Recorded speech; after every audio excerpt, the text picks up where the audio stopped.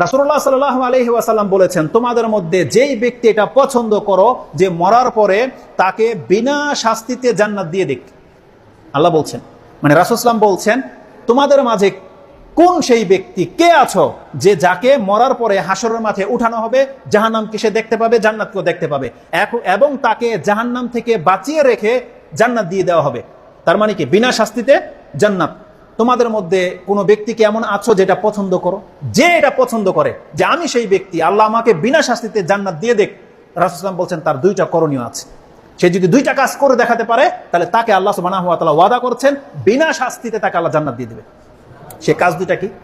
যদিও কাজ দুটা খুব সিম্পল, কিন্তু করে দেখাতে পারলে আপনি হয়ে যাবেন জ্ঞানী। রাসূল সাল্লাল্লাহু আলাইহি ওয়াসাল্লাম বলছেন, ফালতুদরিকুহু মানিয়াতুহু ওয়া হুয়া ইউমিনু বিল্লাহি ওয়াল ইয়াউমিল আখির। আপনাকে সর্ব অবস্থায় প্রস্তুত থাকতে হবে যে আপনি আল্লাহ এবং পরকালে বিশ্বাসী। কারণ মালাকুল মউত কারোর সাথে কোনো ডেট ফিক্সড করা আছে, টাইমিং করা আছে, যখন আসতে পারে, তাই নয়? যখন তখন আসতে পারে। রাসূল সাল্লাল্লাহু আলাইহি ওয়াসাল্লাম বলছেন, মালাকুল মউত তো যখন তখন আসবে, এটা তো আমাদেরকে জানিয়ে দেওয়া হয়েছে। তুমি এখন জেনে নাও, তুমি প্রস্তুত থাকো।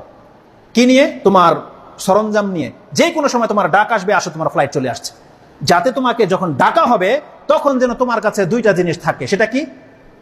ফালতুদরিকুহু মানিয়াতুহু ওয়া হুয়া ইউমিনু বিল্লাহি ওয়াল ইয়াউমিল আখির। তার অবস্থা